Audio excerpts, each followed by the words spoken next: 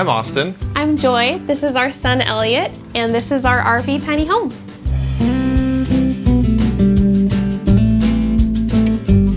Before we did this whole trailer thing and tiny home, I was kind of one of the first to be the naysayer toward the tiny home. I was like, oh, tiny home was so dumb. It looks so cute. You know, all the ladies, they love things. If it's small, it's cute. It doesn't matter if it's functional or not. And I was always making fun of that.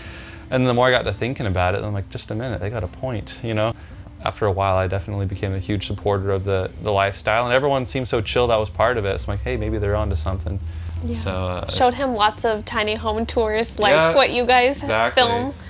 How creative they are with storage and stuff like that makes it seem, I think, a little bit more doable, seeing how different families live. We were running through savings pretty quick after we had our son.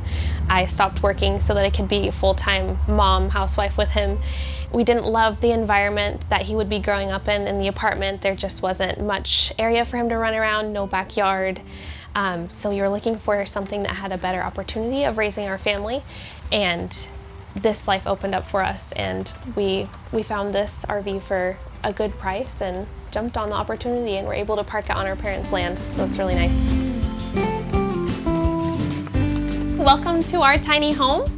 We have a 2013 Keystone Sprinter fifth wheel, about 40 feet long and about 320 square feet. We renovated our home last summer. It took us about 2 to 3 weeks. Hard work. Yes. Austin did most of the hardcore renovations, like the flooring and ripping stuff out, things like that, but we worked together to make it what it is today. And Joy did most of the planning, a lot of thinking, the mastermind behind the whole project. This is our living area, the front portion. So we tore a lot of old nasty stuff out of here. It was very brown, a lot of kind of your generic wood cabinets that we just decided didn't look so good here, and it was taking up a lot of space. We decided to rip everything out, which is way harder than it looks. There's about 500 staples in each small portion, and I was just thankful I didn't rip the whole thing apart when I took everything out. But Joy did a great job on staining this wood. We kind of cut it to length, and we decided to put a floating shelf in here, just cut some wood and stained it, and thankfully found some studs there that would actually support it. And so that's the general how we kind of put everything together, and I think Joy had a great eye for the design on how to put it together. What's really nice about this area too is this fireplace is not just for ambiance. It's actually an electric heater, and there's controls here, so it puts out wonderful heat during the winter. It keeps us nice and cozy on the cooler days, or you can just have it on for the light. I always wanted a fireplace and mantel in our home, and it's really neat that, albeit an unconventional way of living, we can still have things that are on our wish list in our homes. So over here in our main slide is our living/dining space area. When we bought it, it had a big, ugly, dark sectional, as well as a huge U-shaped dinette that took up the entire slide. So we sold those, found a smaller scale sofa from Overstock that was actually shipped to us without the back and the legs, so it fit through our smaller front door. Perfect, nice and lightweight. We have storage underneath, like baskets, perfect for hiding things. Maximizing the storage is really nice. In the future, we'd like to add an open shelf here just for extra storage. It did have an overhead cabinet, but we just removed it for more visible space. We replaced the sconces that were originally in here with these cute little sconces from Home Depot. We have the same ones over the fireplace area as well. The idea that you can live more with less is really neat, and it's been something that I've been interested in even before we started living tiny. Just that lifestyle of you really don't need that much to live a happy and full life, and look at how much more you can do with your life because you're not tied down to maybe a mortgage that you can't even pay for because you've spent outside your means. With this, you're spending within your means, and it opens up opportunity for adventuring, for taking vacations, for spending more time with your family. So that's really cool. That's a cool side of it. So we bought this thing for $26,000. I think it's a 2013, so I think it was a reasonable price. We spent a little more on some things like the paint, and we're able to save a lot more money on things like the floor.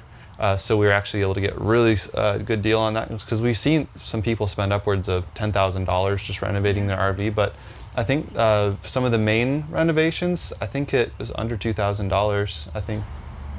Yeah, and she's super thrifty. Joy will find, you know, things that are really high class for a really good price on Marketplace and other things like that. With renting, your money goes basically towards nothing. It's not yours at the end of it. When you're done, all your money's gone. With this, our money is put into a place of our own, and when it's time for our next chapter of life, we don't know exactly when that will be, maybe in a couple years, we can sell that and have that money to put towards maybe building a small home on some land or something along those lines. Where we had the U-shaped dinette, we now have a smaller table and chairs, so there's more floor space as well as just more storage space for our plants, and space for our dehumidifier, which is really important if you're living in an RV or in a humid area in a tiny home, just to keep that condensation down. We wanted to brighten up the whole place, so we painted pretty much all of the walls just like a very nice white, but we wanted to break up the white in some way.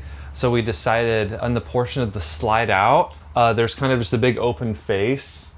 And so what we decided to do was get some just normal whitewood, and then we stained on the dark walnut. It kind of is a nice way to stand out amongst all the white paint. So directly across from here, we have our kitchen. We added this island from IKEA just for extra counter space, because there's some, but we wanted a little bit extra just for comfort. Just recently we put in these nomad tiles. I should say Austin put in these nomad tiles. Yeah, she found them, and as much as I love hexagon the way it looks, I don't love putting it in because there's so much technical things about it, but these are designed for RV people because peel and stick is bound to come off at some point, and so these are a lot more heavy duty adhesive, a lot more, I think, heat resistant, a lot more thick, and so we were able to put these in, and I think the end result was really nice. So these appliances are original to the RV. This stove runs on propane as well as our central heat does. We painted the fridge face the same gray as the fireplace area just to give it a cohesive finish. One of the worries we thought with going tiny was we wouldn't have enough storage. But the strange thing is, once we moved in here, we actually realized we had more storage than before. And that goes for anywhere. We have under the RV storage, we have different compartments. And even the pantry and the cabinets are surprisingly deep. So for example, we have places for our glasses and our cups. We even have a bunch of under cabinet storage. And even the pantry we have here is bigger than any pantry really we've had before, and it goes up pretty high in different shelves. And the neat thing is you could actually fit a washer and dryer in here if you wanted to. It's really a pleasant surprise, not to mention each cabinet in here is extremely deep, and so you can fit just a lot of stuff, a lot of dishes and things in there. So that was a real perk. That was a pleasant surprise. So just past our kitchen, we have our son Elliot's room. He has a nice, big, spacious bedroom. When searching for RVs for our home, we really wanted 2 bedrooms with doors. This was on our wish list, so we were really thankful that this is what we found for him. And so in here is slide 2 of 3. Previously, there was a big sectional as well as a hanging bunk. We just removed that. We were able to put in a nice IKEA crib, full size. Across from here, we also have a second bunk that we just use currently for storage. But in the future, if we decide to grow our family in here, we will turn this into a bunk for him and then transition to the crib for our second baby.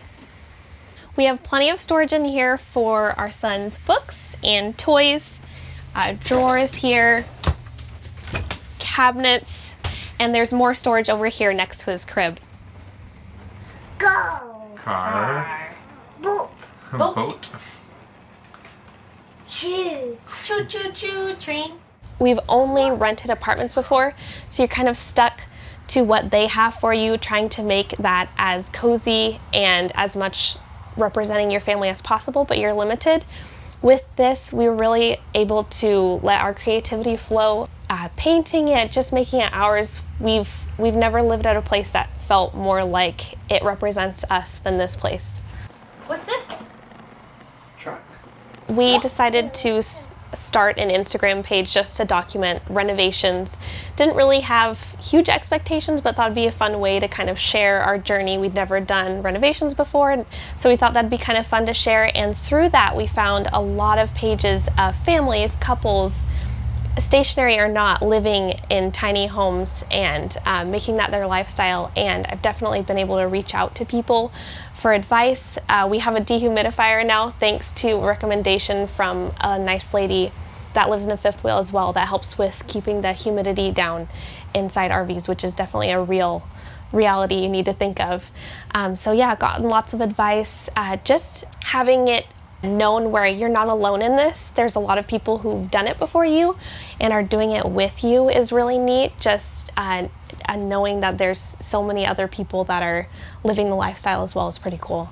Yeah, there's this huge, I think, desire of people who live in the small homes to share knowledge that would help other people out. Like, you know, just sharing about the dehumidifier, sharing about things that, hey, I really went through real hardships. This is how to prevent this.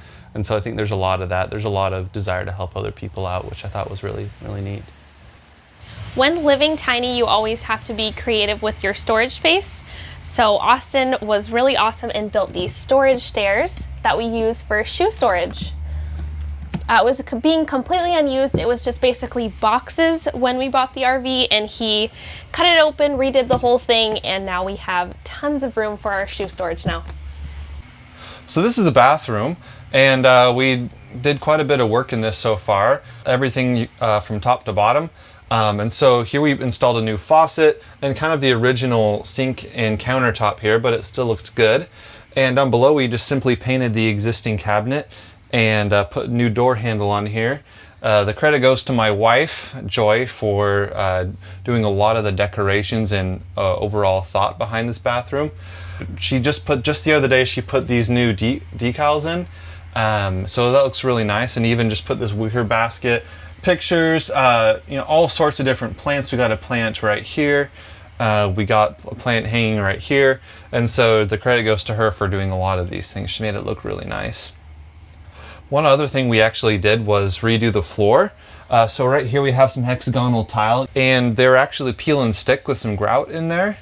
The thing with each tile though is I put some extra construction adhesive underneath. Otherwise, they eventually peel up over time, and so we really made sure those were in there good.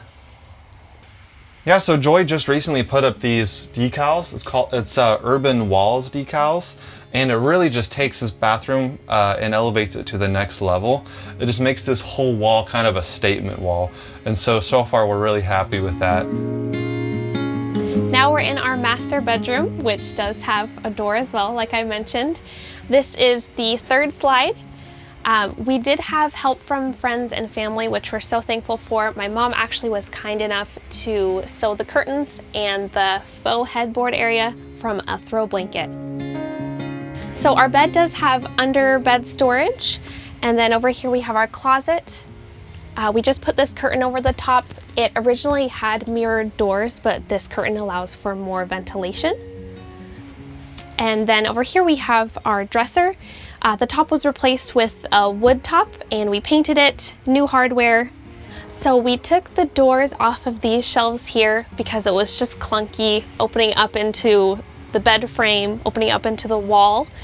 All the changes in here, it's really unrecognizable from how it was before, and we're so glad that we did it.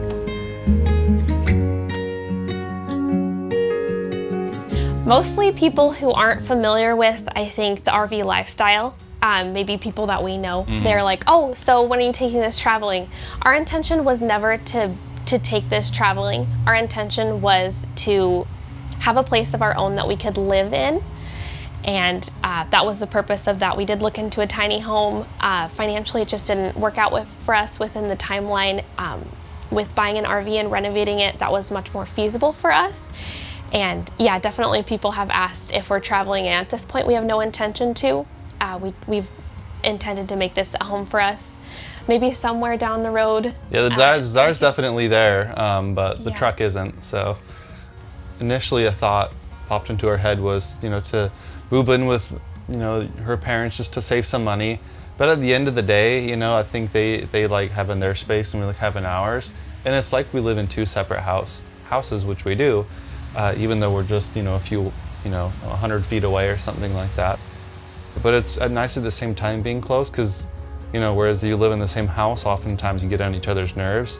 Whereas over here, it's like, oh, we haven't been over there in a few days. We go over there and watch a movie, or they'll come by and drop off some baked goods, and it's just really nice. We haven't got tired of each other yet. At least we haven't got tired of them. So Yeah, we're both very respectful of each other's space, and we have free ability to roam about the property. And Elliot has the opportunity to see his grandparents, whenever he wants, which was really cool.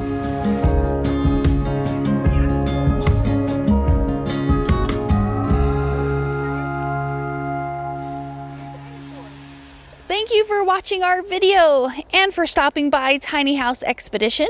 I'm Alexis. And I'm Christian. Don't forget to like, comment, and subscribe.